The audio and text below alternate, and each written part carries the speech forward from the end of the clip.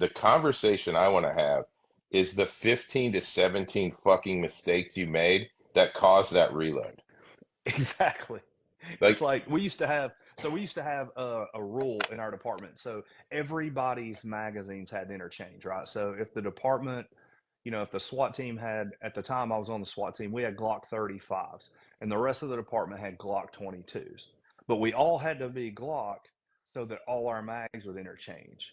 And a couple of us were kind of like, well, I mean, bro, if you every officer carried three mags, one in the gun and two on their belt. It's like if you shoot up all three mags worth, don't come running to me asking for a magazine because clearly you didn't do shit with the three mags you had. So I'm not going to give you ammo to waste. Also, like to me that doesn't make a lot of sense. no, yeah, it doesn't. And I think too, you talk about that's a very common thing that happens, right? Guys reloading in an engagement. They're something happens and they start shooting, and it's just this emotional, I would describe it as emotional fire, Yeah. right? We're not really doing, you're just the gun's making noise and you're shooting at something, not really aiming, whatever. You shoot, it goes to slide lock, you recognize it's in slide lock and you start to reload and the threat isn't eliminated, and I see that as like a very, very common outcome, for people that have never, have never tried to go that fast on the range, right? Like why is there not a part of every single qual that mimics an engagement? It can be Absolutely.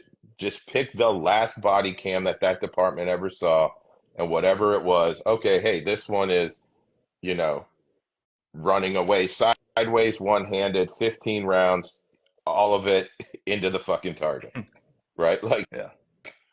who knows? But the thing you see, like where practical shoot guys that are so against, right? All these tactard fucking dorks that they they have no experience in this, right? It's all theoretical based, right? And it's or they're like, I had this one experience and then this other one. It's like, okay, and these guys, great. I heard five experiences that you fucked up every single one of them.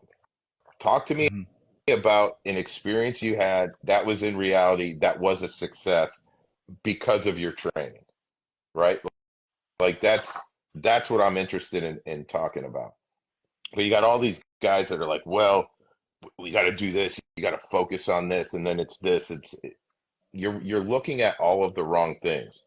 But training, practical training trumps everything because the nature of the game itself is, I want to get the bullets to go where I want them to go as fast as possible, right? And then I measure that skill in terms of in hit factor in points per second, Hmm. right? And I would say both of those things, right? If we talk about, you know, points per second or bullets going where they need to go as fast as I can get them there, like that, you're now really quickly talking about a gunfight.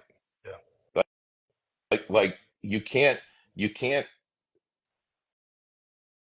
for guys having never been in a gunfight, you can't describe a gunfight better than that, right? Like, what would have made you successful this? Well, if I could have just hit him faster. All Yeah. right. So, would you have been better off if you could have got the bullets to go exactly where you wanted to go as fast as you can get them there? Yes, that would have made me successful, right? If Yeah. I can score 10 points per second on a guy, right? Which is just two bullets. Yeah. It's two. Would that be better? Yeah, Two that would be better. bullets in the right space, in the right place.